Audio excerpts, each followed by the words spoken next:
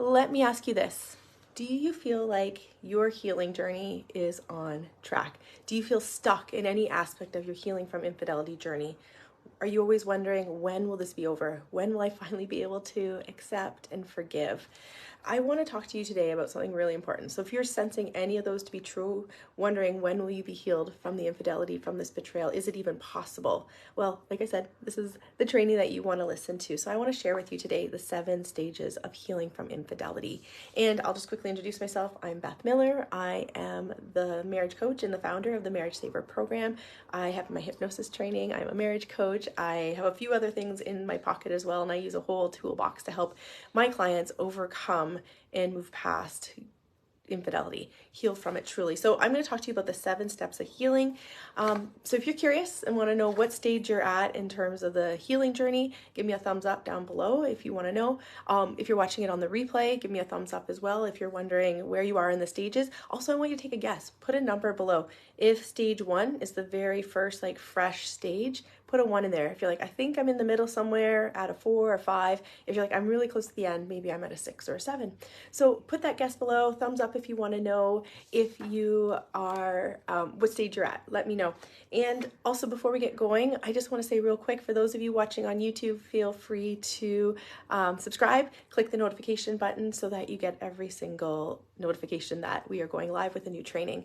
Also, if you're in the Facebook group, awesome. Thank you for being here. And if you're not in the Facebook group, Wives Who Want to Save Their Marriages After Infidelity, feel free to join. The link is down below as well. So anyway, let's get into it.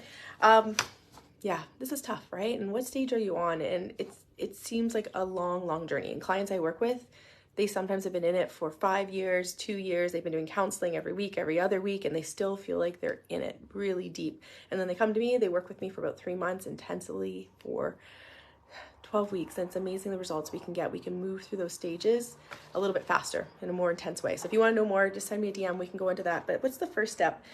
First step really is what we call crisis, right? And this is one that you're all too familiar with, and it comes with the discovery day.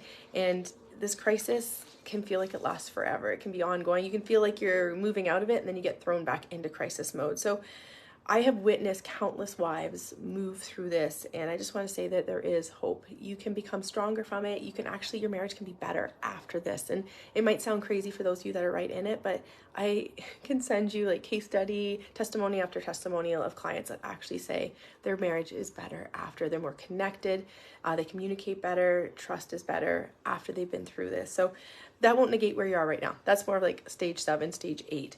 But you can become stronger. You can become more resilient. Some amazing gifts can come from this. But now you're probably just telling me, Beth, just shut up. This is ridiculous what you're saying. I'll see it when I believe it. So let me just get into it. Step 1 really is crisis. And crisis is obviously the discovery, like I just said. And I'm going to look at my notes because I always want to make sure that I am saying exactly what you guys need to hear. So crisis, the discovery, the shockwaves that are just blasted through you and your life. It's that intense emotion that comes with disbelief. Is this actually my life? My life getting flipped literally upside down. The foundation that you are on in your marriage feeling so cracked, just like, who is this person? What was our existence? If the affair was, we're talking a week or up to 7 years or even longer, what has been going on? My reality, is it actually what I perceived it to be?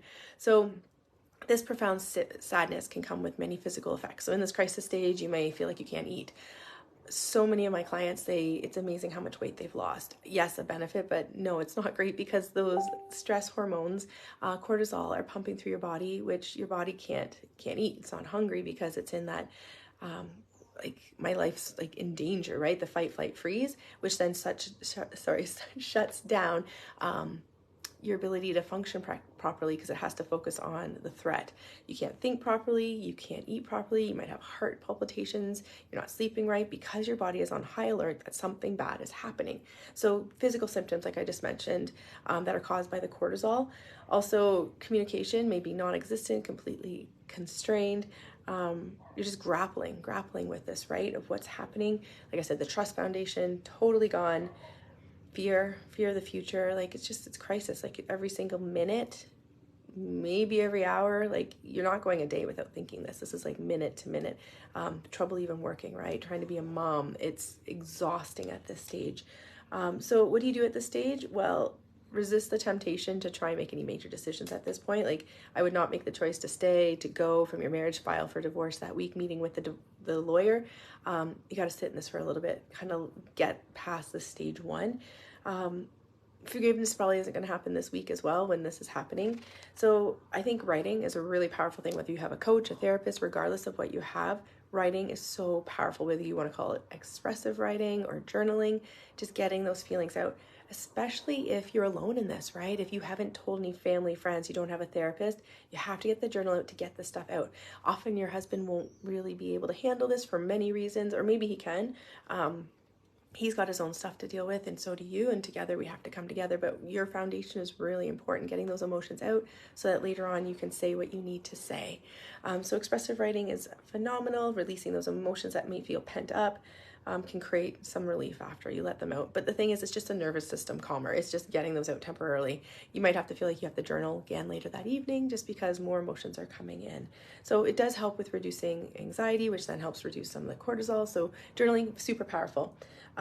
And the brain is remarkable. Like, I work with neuroscience and psychology. That's why my method works so well over 12 weeks, is because we're rewiring the brain. We're not forgetting. Just let's be clear. I'm not making you forget that this infidelity ever happened, but it's allowing it to be in the past. It's like we drew a line in the sand. You're like, you know what? That is my past. It doesn't inform my present. So the brain is remarkably incredible at healing itself.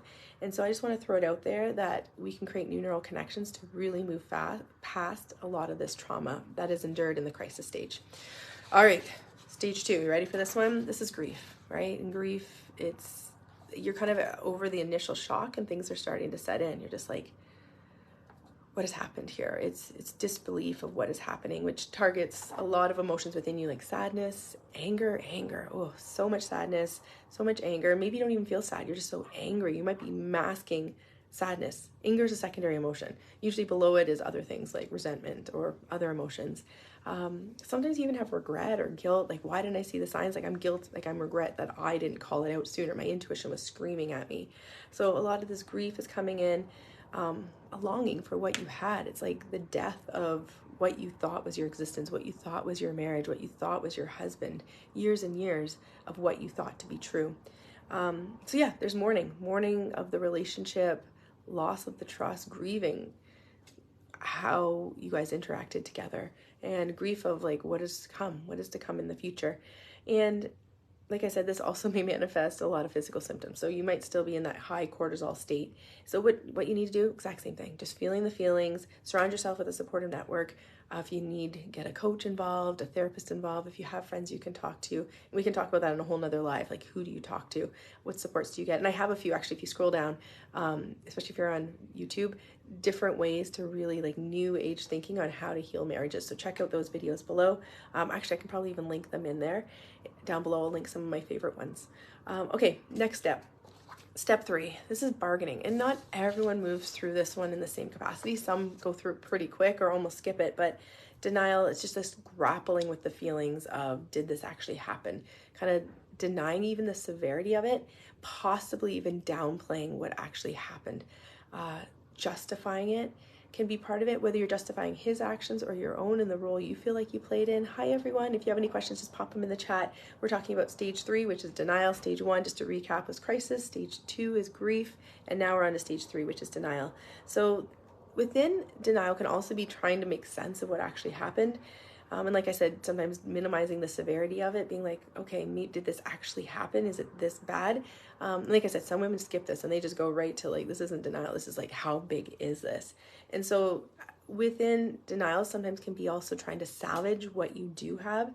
And there is something that's called hysterical bonding. Like, hi, if you know what that is, a little thumbs up if you know what it is. Hysterical bonding is an intense connection. And so when you're in this denial stage, you may move into hysterical bonding, which means you're drawn to your partner in a way you haven't been in years. And that hysterical bonding allows for an intense emotional and physical bonding between the two of you. And it's this heightened closeness, almost this like fear. It's driven by fear of losing each other, losing what you had.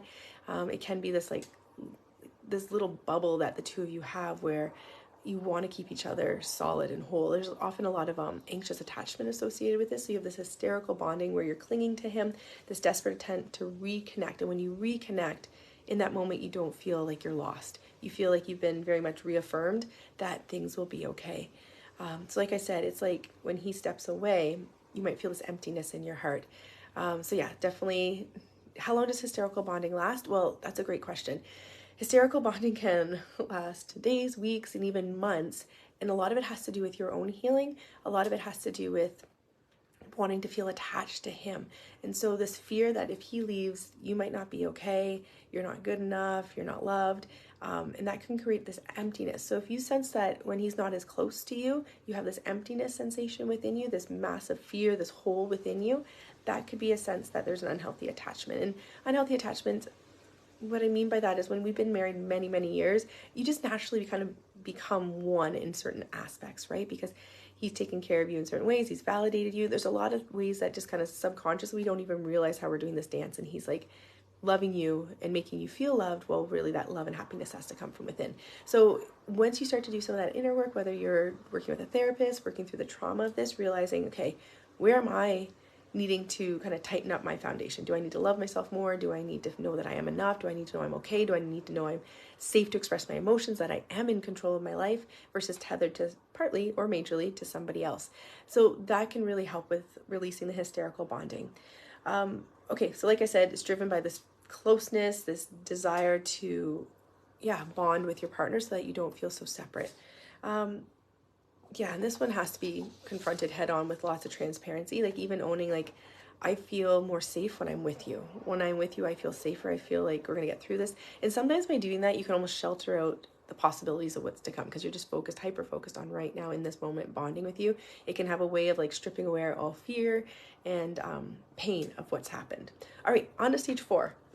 This one, I don't know, it probably needs a new name, but communication. We'll just call it communication. This is like the reveal. It's like finally, okay, we've moved through crisis, we are moving through grief, we've possibly had this denial or bargaining or hysterical bonding. Now we're into communication. And this is also threaded through the beginning, but you're in a calmer state to be able to do this.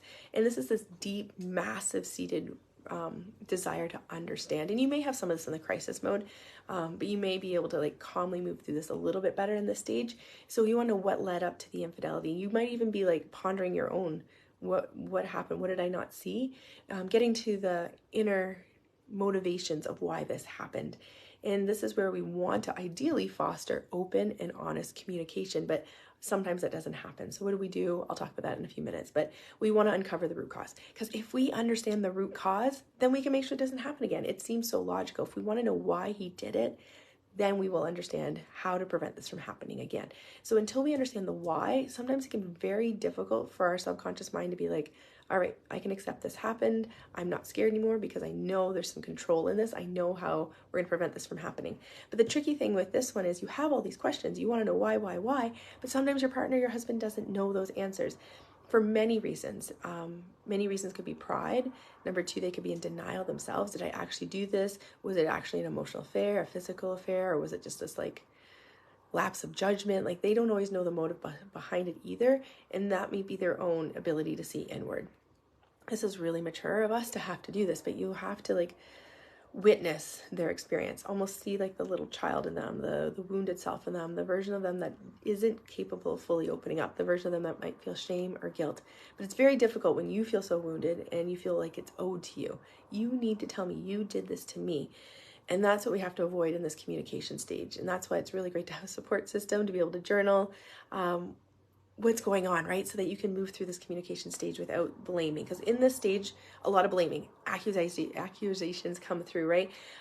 We want to avoid placing blame. But in those moments, we definitely feel like we want to place blame. You did this to me, and we can use colorful language, call them names, belittle them, right? Creates this tension and defensiveness in them. And it feels really good in the moment in this communication stage to be like, you did this to me, to yell, to scream, or sometimes we fall into old habits of shutting down. It's really having this awareness of who am I in these moments? Am I showing up as my highest self? Am I able to communicate this? Do I have an outlet for my anger? Not that you have to shield your feelings from him, but it's important that we're not projecting how you feel onto them, wanting them to hurt as much as you want to, because that'll shut down all communication. Ultimatums don't work, like you need to tell me this or else I'm getting rid of you. It's not loving. Ultimatums aren't loving. Boundaries are loving, but ultimatums aren't. Making threats, creating this unnecessary strain and pressure can be very detrimental to the communication stage. So here we are. Communication, we don't want to blame. We don't want to make accusatory statements. We don't want to dismiss our partner's responses. And when we do that, sometimes we're invalidating their emotions. We want to prove them they're wrong. We need to meet them where they are. If they're saying it wasn't a big deal, all right, that's tricky because you're like, it was a massive deal. So we need to hold space for that and say, okay, thank you for explaining that that's your point of view, that you don't think it's a big deal. Can I add something to that and why I think it's a bigger deal? Instead of this like pointing fingers, of course it's a big deal. So we have to repeat what they said, take a pause and realize, you know what, this is what I want to say. Name calling, insults, again, won't get you anywhere. Bringing up past grievances. Oh, this is a good one, because we want to bring up past grievances because you're like, you've done this before. There's a pattern here. Can you see it? Can you see it? Can you see it? Interrupting, over talking. This is like impossible sometimes because maybe they keep going on or they keep repeating the same thing or you don't feel heard. If you're not feeling heard, then you want to just interrupt and be like, stop, you're not hearing me. Invalidating your partner, that's also not good because their experience is their experience. And their experience as they kind of do this inner work may change. They may realize that they've done this because they needed validation, because they're chasing a feeling of they're avoiding something in their life and they're feeling it elsewhere in this relationship. So your partner's feelings may change, but we want to make sure we're not invalidating them. We want to be able to practice empathy, be like, okay, I see that's where you're at. I'm hurting a lot right now, and I want to take a bit of a pause because he's not experiencing what you're experiencing. We can't make assumptions because that's really tough. I know sometimes we feel like if we're like lawyers and we just keep pushing, the truth will come out.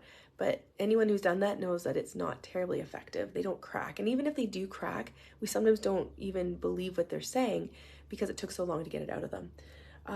Okay, so making assumptions about their motivations, their thoughts, that can be really tricky. So dismissing the need for communication. Yeah, some people just shut down and avoid. We don't want to do that one either.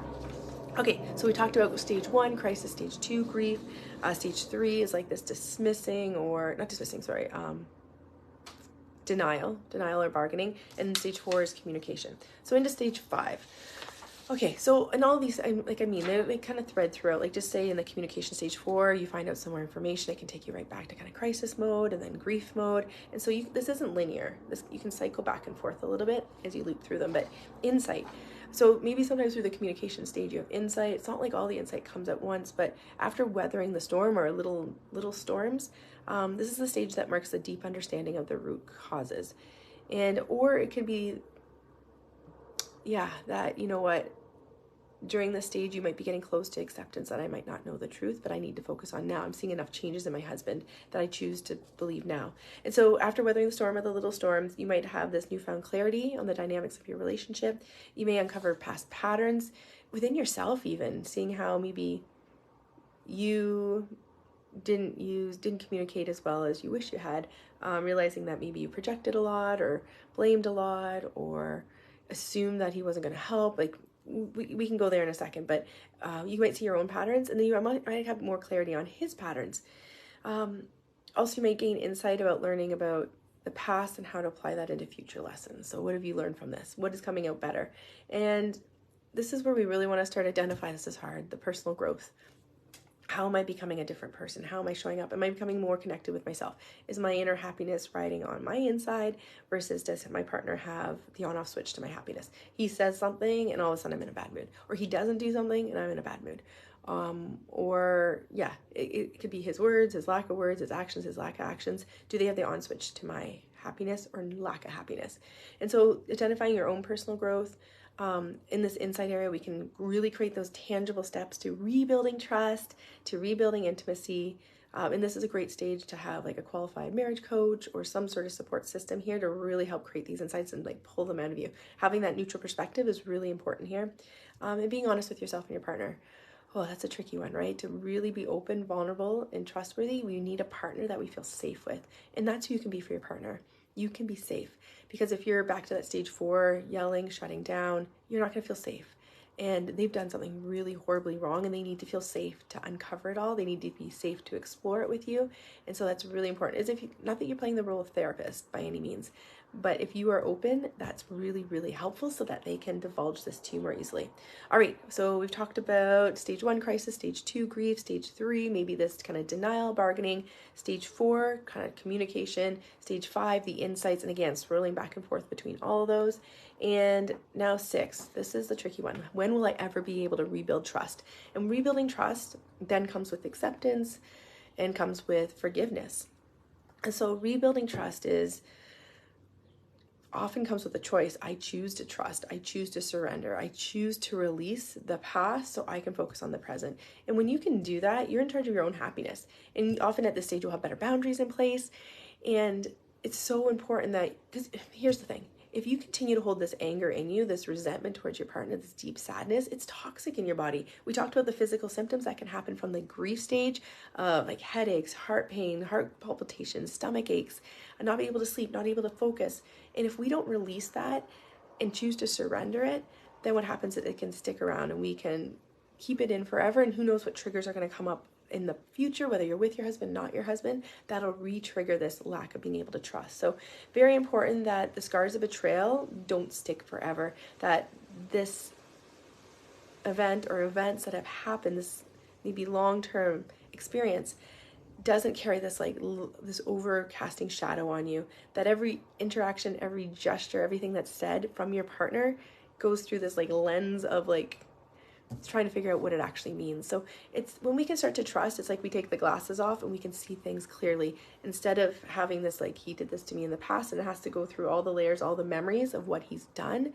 And then your brain starts to interpret as, I don't know if I can trust it, instead of just seeing it for what it is. So in this stage, we really want to start to let go of the scars, leaving the scars in the past, not forgetting them. We never forget. They're always there, but we're not attached. Like, we could put all these cords attached to what he's done to you. We're cutting them. We keep the cords of love with our husband, but we're letting what he's done to us. We're freeing ourselves of it. It's like they're falling out of us, leaving our body. So yeah, despite your best efforts at this stage, trying to regain trust, you may still feel like suspicious, you may feel doubt, you want to feel questioning, but it's taking note of when you have that activation within your body, when you feel those senses coming in of like, I can't trust, and then really getting clear, is this a boundary that's being crossed, or is this a past hurt from when he's done this to me before, or when he's like cheated on me most recently, that I still need to process? And that's when we have to get really clear what voice is questioning, what voice is struggling, what voice feels suspicious and doubtful. Is it your true self that needs to reinforce a boundary? And boundaries are loving, but they also need to be repeated. They need to be reinforced. They need to, if they change, they need to be communicated with. And so we need to decide, if you're feeling triggered and suspicion, is it because he's crossing a boundary, or is it because also there's some pain? Like if it's the phone going to the bathroom, do you need to reinforce that boundary, plus realizing to release some of the past pain for when he did go to the bathroom and you felt really suspicious over that? Okay, I have tons of videos on rebuilding trust, so I'll also link those below. So how to save a marriage, rebuilding trust, I'll link those all below. And then into stage 7, okay, this is where you create that vision, and whether that vision is for yourself or for your marriage or for both. But the vision is a dream together, a shared goal together, what your next steps are. And I like to create a ladder of your vision. What is our next step? Maybe we sit on the couch and we hold hands. Maybe our next step is we start going to dinner together. Maybe our next step is we plan a vacation. Like, what are your dreams together? We want to travel this place and this place when we're retired, or we want to go this place in the next year. But also for yourself, what is it that you need for yourself? So dreaming together, shared goals, what do you want together? Visualizing your ideal life and your ideal life together. Seeing those boundaries in place, seeing that healthy communication in place. So with all that said, I'm going to link a few links below about rebuilding trust and how to, like, the new ways of saving a marriage. Also, if you're not subscribed to YouTube, make sure you subscribe. And if you aren't in the Facebook group, Women Who Want to Save Their Marriage After Infidelity, please jump into that group. I'll put the link below as well. So you know what? Big hugs to everyone. This is tough. The crisis stage, grief stage, that potentially hysterical bonding, kind of disbelief stage. Working through that communication, gaining that insight, choosing to rebuild trust, which then leads to knowing you're going to be able to accept, which then leads to future forgiveness. But I should add in there, when you're trying to learn to retrust, you have to know you're going to be okay. That comes from within. If you don't feel stable in your foundation, it's really difficult to trust, because you have to know you'll be okay. Because no one wants to blindly trust. You want to be able to trust, but know that the boundaries in place and that you'll be okay. And then from there, rebuilding trust, creating that vision. What do you want? This is fun. This is where you start to manifest your future. What do you have control of? Feeling in control of your life. So everyone, thank you. Thank you so much for joining. Any questions, feel free to DM me, subscribe to YouTube, join the Facebook group, and check out the videos I put below. Bye, everyone.